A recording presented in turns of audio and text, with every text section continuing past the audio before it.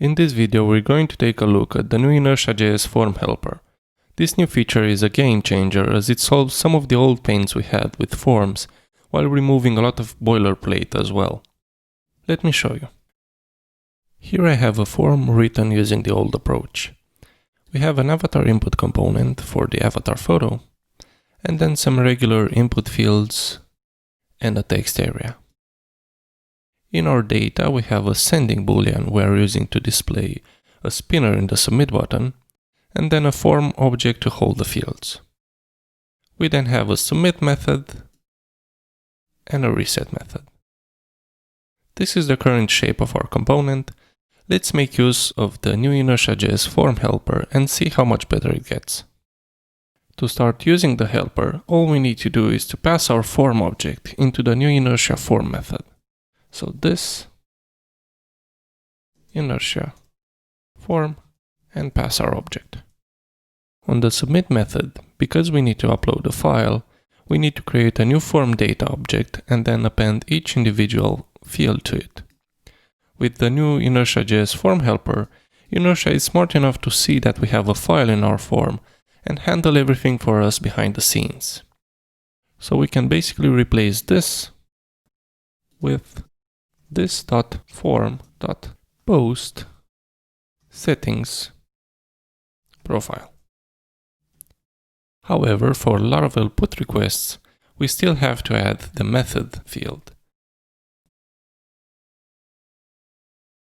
Next, we can remove this commented code and pass in our regular request options as the second parameter. Here we are toggling the sending data attribute and preserving the state only if we receive any errors from our submission. And finally, let's remove this old inertia post. Let's test it out in the browser. I will pick a new avatar and change my name to Constantine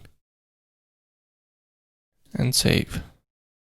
And it works just as it did before, but with so much less code.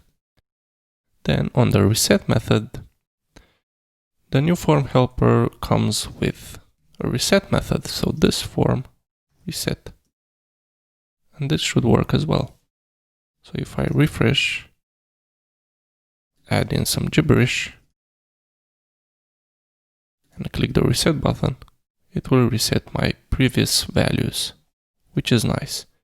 Of course, we can call this directly on the reset button, right here, and it will still work. The next great thing about this new form helper is that validation errors are now scoped to the form object.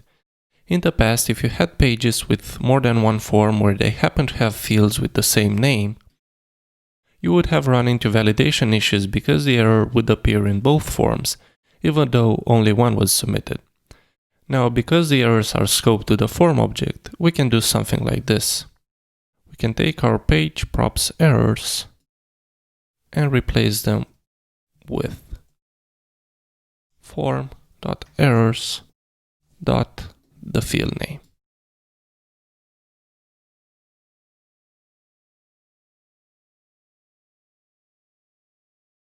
And here are the errors.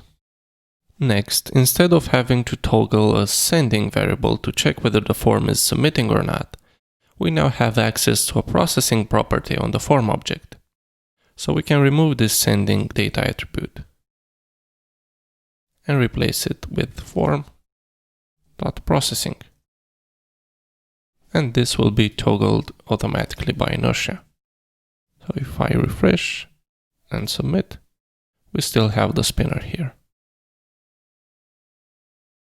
Also related to form processing, we can now show the progress in percentage points while submitting the form. This is especially useful when dealing with large file uploads. To display the percentage, we need to check for the form progress first. So we'll do form progress,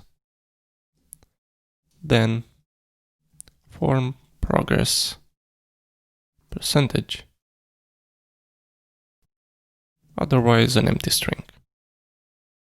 If you go back in the browser and refresh, also reduce my network speed, pick a new avatar, click save, and here is the progress. That's nice.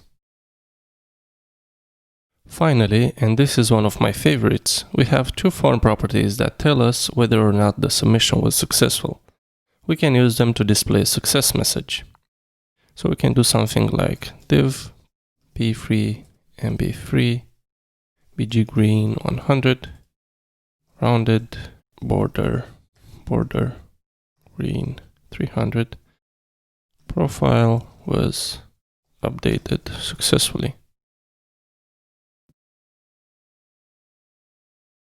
And we can display this either in a permanent way with form was successful, or only display this notification for 2 seconds with recently successful. The problem is that since we are only preserving the form state when we don't have any errors, this recently successful property will be set to false no matter what. So what we need to do is set this to true, or let me just first demonstrate. So if I do this and save, we won't be seeing any success message whatsoever. If I set this to false, or true actually, not false, and refresh, when I save, we will see the success message for 2 seconds. However, if I pick an image and click save, we still have the old form data, and we want to get rid of that. What we can do is rely on the onFinish event. We can do onFinish, and here we can check whether or not the form has errors. So if this form has errors, so if it doesn't have any error, we can reset the form. So we can do this, form, reset. And if I go back and do the same thing, we now have a success message and the form input was also cleared. I'm not sure this is the intended behavior of this new was successful and recently successful, but that works for now. I will create an issue on GitHub and see if this is the intended behavior or not. Let's do it again with the permanent notification. And here it is.